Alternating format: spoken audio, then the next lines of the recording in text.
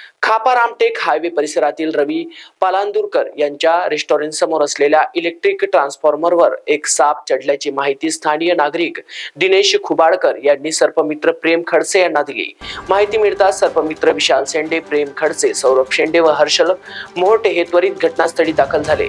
पाहण्याअंती समजले की हा बिनविषारी धामण प्रजातीचा साप असून तो पक्षी पकडण्यासाठी ट्रान्सफॉर्मरवर गेला होता। दरम्यान सापाला विजेचा धक्का बसल्याने डीपीवर शॉर्ट सर्किट होऊन गावाची वीज पुरवठा बंद झाला।